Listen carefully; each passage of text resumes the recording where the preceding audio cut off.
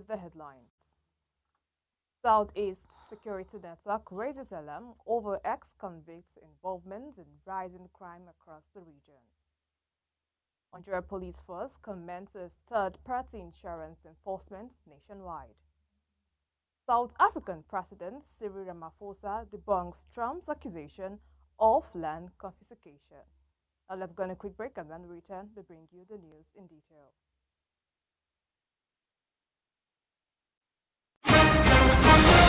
For deeper analysis on security situation in Nigeria and beyond, watch Third Eye Africa TV. Welcome back. Now the news in detail. The Southeast Security Network SESN has expressed concern over the role of ex-convicts in the increasing criminal activities across the Southeast region. In a statement issued after its 2025 New Year meeting held in Oka, the Anambra State capital, to assess the worsening security situation, SESN identified ex-convicts as key perpetrators of crimes such as kidnapping, car theft, and killings in the region. The statement, signed by the group's zonal leader, retired Colonel Jude Obi, highlighted areas such as Onitsha, Ogbaru, Owerri, Okoji, Awo-Demili, Omeze, and Oboruru as hotspots for crimes led by former inmates. It links the rising crime rates to previous jailbreak in Owerri, Onitsha, and other locations where over 4,000 inmates escaped and rejoined society, many becoming more aggressive criminals. Now, the group recommended attaching released inmates to companies or productive ventures to help them earn living and avoid falling back into crime. Now, the Nigerian Police Force has commenced a nationwide enforcement of third-party motor insurance. The police said the crackdown is aimed at curbing the menace of uninsured vehicles and ensure that victims of accidents receive adequate compensation.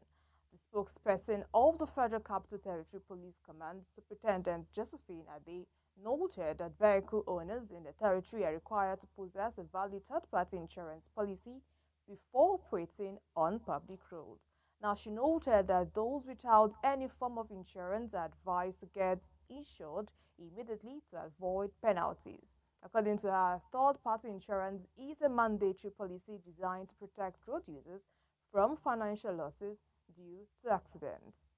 And on combating insecurity, a professor of criminology and sociology of law, Etanibi Ela Alemika, has identified bad governance and corruption in the system as responsible for high rate of insecurity in Nigeria.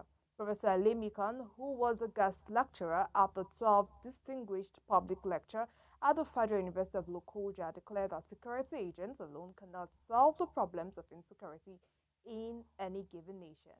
In the lecture titled Combating Insecurity Through Good Governance and Partnership Between Governments and Citizens, he maintained that the alarming cases of insurgency, banditry, kidnapping, among others, can only be tackled through good governance and corruption-free society.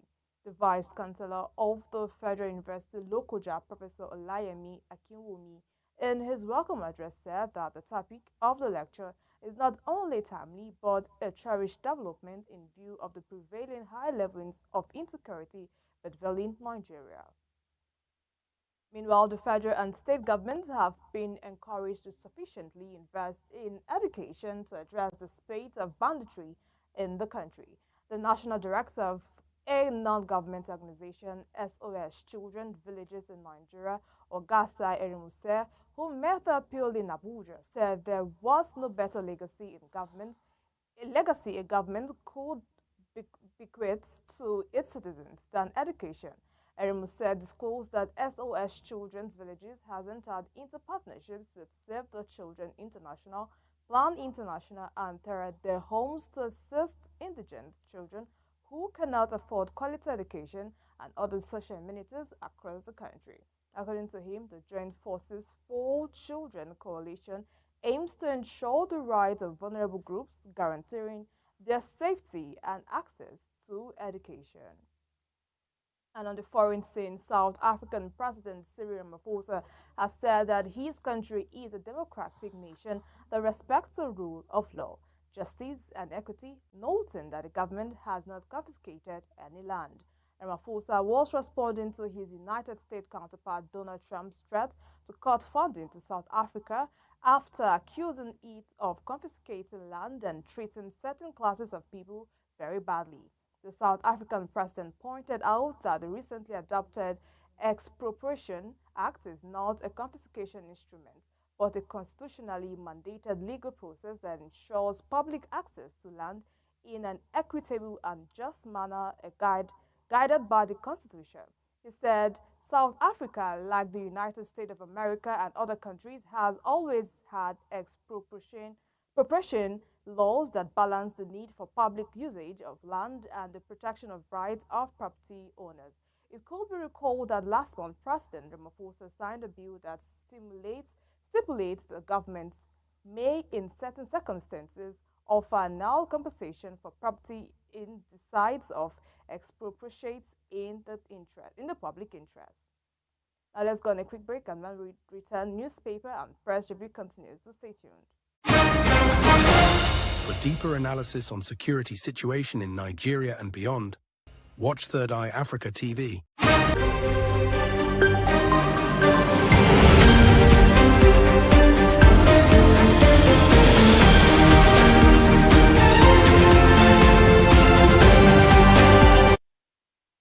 Now, welcome back. If you're just joining us, this is Newspaper and Press Review. Today in the studio, we have Mr. Dahiru Hassan. Thank you for joining us, sir. Thank you for having me. Well, in Daily Trust newspaper, you find that in page 7, we have NLC suspend protest over Taco's hike. You can also find that in the Nation's newspaper. Please, can you throw more light on that? I mean, the NLC suspend protest over Taco's tariff hike. Why are they suspending the process? Well, based on the reportage, there was this insinuation that the telecom companies are kind of trying to hike up the tariff, you understand, and there was this outcry from the public and other things, lamentations, and at the end of the day, as usual, the NLC stood up and said if that increase is true as insinuated, I think they can embark on industrial action. And only yesterday, they sat down on a table to negotiate, and the NLC, based on the report, set up a 10-man committee that will investigate and find out why the increase and other things before they will come back and report to the main body. Then maybe the Nigerians will know the next line of action they are going to take. But the most important point I want to make here is, all these policies, the situation is not that peaceable for Nigerians. Things are very hard, and we have a kind of overbearing burdens on Nigerians, and a lot of things happening. Like we had recently the increase, or rather removal of fuel subsidy, which triggers a lot of economic hardship, and Nigeria has been still wallowing in the same situation, and the removal of the subsidy on electricity too has kind of compounded the issue, the burden, and we are not out of that. There was this intention to increase or hike the electricity tariff. Yeah. We're still battling with that, and here is another issue of increasing tariff. And of recent times, there was this heat debate on tax bill, which is before the National Assembly. And most Nigerians, I believe, maybe are very uncertain whether that will as well as expected, maybe compound the already existing hardship. And most of them stood against it, and more especially from the northern extraction, the religious leaders, traditional leaders, captain of industry. Most of them, the senators, House of Reps members, were notwithstanding recently governors forum, Northern Governors Forum, sat in Kaduna and do a kind of give and take.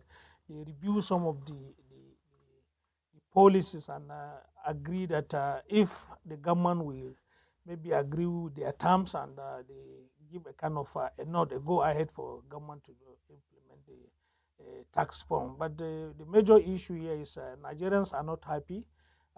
So many things are happening. There's a kind of a hardship in the land, hunger in the land, criminalities in the land, and all these policies that are on the other side increasing the hardship of Nigerians. You understand? It's like the government and all these companies are kind of squeezing Nigerians. You understand? Despite the fact that people have been pushed to the wall. I think it's high time government and all these policy makers to look critically the policies they are bringing up. You understand? Yeah. You know, it's not wise to at the time be pushing all these policies at once. You understand? You can do one at a time. When the country stabilizes, you can still come up with another thing. This is 2 years in the journey now, but like I mentioned earlier, we have issue of fuel subsidy removal. We have issue of electricity subsidy removal. We have issue of hike in electricity tariff.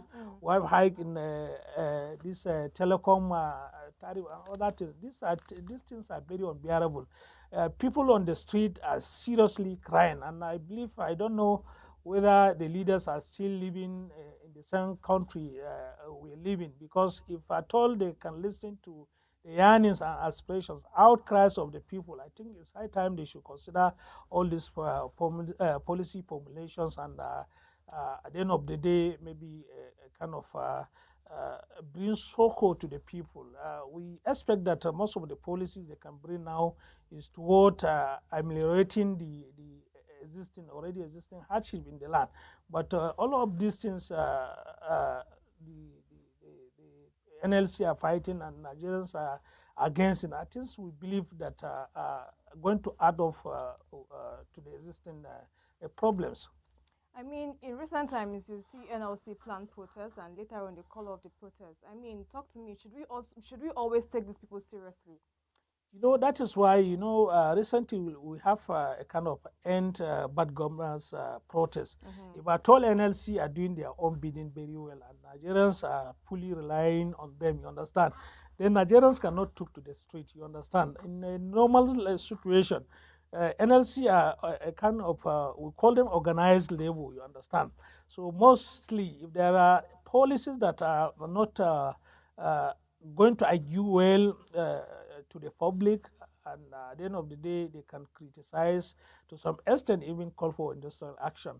And nowadays, people themselves believe that sometimes in sitting down and address this issue between the warring faction, that is the NLC and whoever it concerns, maybe the federal government, the telecom in the sector and all that, is people believe in a situation where they sat down to negotiate, sometimes they compromise so many issues. That is the allegation from the public. So, that is what prompted sometimes people taking the responsibility of doing the protest themselves. So I think it's a good to labor organizations, you understand, to own up to their respect, you understand. People rely on them, public respect them so much, you understand. And at times, when they come to negotiate with the government and other agencies, you understand, they should consider as well the plight of the general public, not just the Nigerian workers. If you look at the population we have in Nigeria, we have over 200 million population, you understand. If you take how many percentage of this population are civil servants, you understand. So sometimes they should consider those non-working population while taking all this or rather considering the terms of agreement on the table between them and the government and any party involved, you understand. Yes. Because there's this, I think people, maybe general public, are not being much comfortable with the labor themselves, you understand. So it's high time for them to maybe try as much as possible to save their own reputation, you understand. Whatsoever they are doing, they must do it genuinely. Whatsoever they are doing, they should do it transparently, you understand, so that Nigerians will believe the labor are fighting for their own cause. Okay. And then in page 13 of the Blueprint newspaper, bandits paid Taraba chief 1.5 million naira to establish camp. Says, I mean, I mean, what's happening in Taraba State doesn't mean we have people in high power that is sponsoring those bandits. You know, it is not happening today, and there was so much allegations and accusations. You understand that so many people involved in all this banditry and crime. Wherever you see a crime is taking longer time, you understand. You believe that so many people are involved. We had the issue of this Boko Haram that lingers for more than a 14 years, decade. You yeah. understand. I will still have been battling with the same thing, and under the time the period under review, you understand, you may find out there are so many cases where people were caught wanting, you understand, either the public, the religious leaders, the businessmen, you understand, in the society, helping those criminals to perpetuate the act of the criminalities.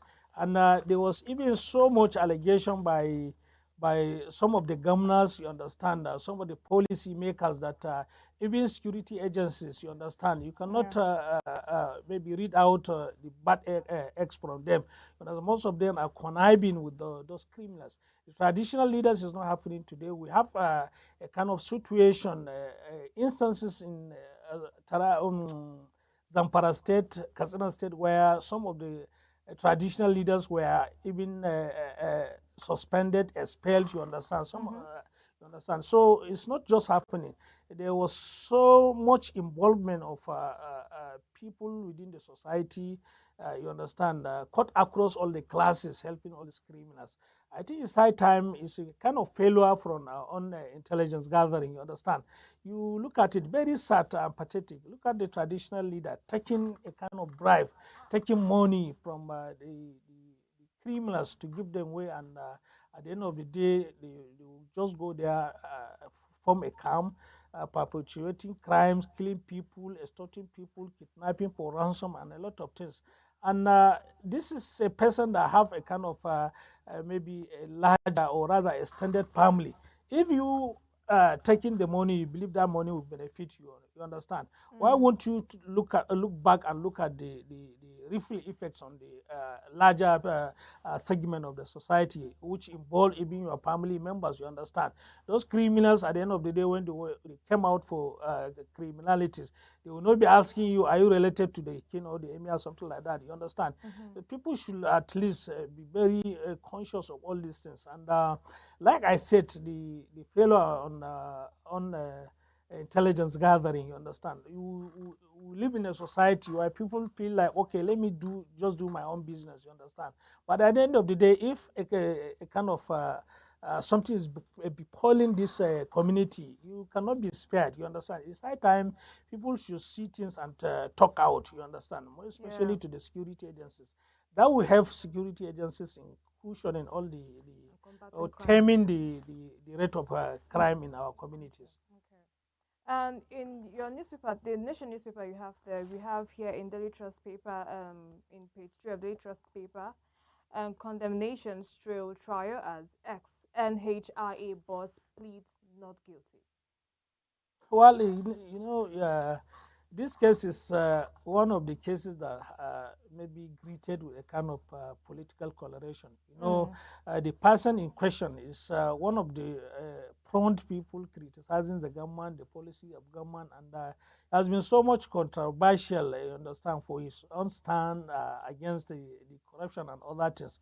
So people, like I saw the statement from PDP presidential candidate in 2023 general election, Atiku Abubakar. Yes. Many of them, these activists and other people have been lamenting and linking this particular case to maybe a kind of political witch hunt, because, like I said, this man stood against corruption, one, and equally publicly, he is one of the people criticizing the government of Bola Ahmed Tinubu. So people may take it as a kind of witch hunt. The case is before the court. We cannot adjudicate, understand, or preempt anything Let's see how it goes. But you cannot take this condemnation from the public, you understand, because of the stature of the person in question, you understand. Yeah. And in recent times, there was a similar arrest where one Madishe was arrested in Kaduna, you understand. Him too was a kind of critic of the present administration. We have, was it last week or there, about my friend Shoere, you understand, being invited by the police. You understand? A lot of things people consider this a kind of political persecution, you understand? Because those people I mentioned, you understand, are people against in the policy of the present administration. But when the case is before the court, we listen, we follow the court procedures, we watch and see how it goes and how it ends up. Okay, and then EFCC in leadership newspaper on page 21 of leadership newspaper, you see EFCC arraigns 57 foreigners for romance scam others. Does it mean we have foreigners in our country scamming people? It's vice versa. There were so many cases where the Nigerians are scamming the foreigners, you understand? Yeah, so now they come into our country to scam others. So I think crime doesn't have a kind of ethical borders, you understand? Ethnicity or any tribal borders, you understand? So foreigners been doing the same thing perpetuated by some of the Yahoo boys in Nigeria. It's not something that maybe look very different to me. The sad side of it is, the rate of this arrest and prosecution of these young guys, youngsters, you understand? It shows that things are not. Most of them are university dropouts. Most of them are graduates, you understand? If the government will, on the other side, make sure that they are providing jobs, opportunities for our teaming youth, you understand? I don't think most of them will decide to join all these sort of criminalities. In crime, I'm always saying it, there are push factors, you understand? When one is jobless, it's a kind of easy prey to load into criminalities. So I think on the side of the government, they should do as much as possible they can within the confines of the law to create a kind of job opportunities for our teaming youth, you understand? And on the side of the parents, there should be a kind of good parental upbringing. We saw a lot of cases where children are even scamming their own parents, you understand? Some people will peg their Own kidnapping and all that things. So it's very sad this thing are happening now, and they are always on the increase. That shows that in the near future, you understand, the rate of criminalities will also increase. So I think for us to be able to tame all these social biases, you understand, people should raise up and keep to their own expectation within the society. We have a kind of religious leaders who have a role to play. We have the security agency who also have a statutory role to play, the government and other things. I saw something on the social media. I don't know how true is that some governments are budgeting money in billions to make sure that they improve the electricity supply, the energy supply in their own state, while some people are just budgeting similar or that sum, you understand, to just do projects that are not good for the society. Because what I believe is, if the government, our governors, our leaders are investing in the kind of things that have a kind of will create job opportunities for our teaming youth, you understand, it's better for us. But project that you can be giving tiffin or maybe a kind of talking to the people in the society, most of them will spend the money just within the day, and at the end of the day, they will go back to their same status, and you didn't do anything. If you look at the sum of money being extended to that project, it's huge enough to be invested in a kind of a sector that at the end of the day will improve the economy of the state, will improve the economy of the nation, you understand, and at the end of the day, provide job opportunities. When people are having job at hand, you understand, they cannot think of committing crimes. Yes, okay. Well, thank you so much, Mr. Dahiru. Thank you for joining us today. It is my pleasure always, Joy. You're welcome. Uh, Well, that's all we can take on newspaper and press review. Many thanks for joining us. Come back tomorrow and listen, same time, same station. Bye for now.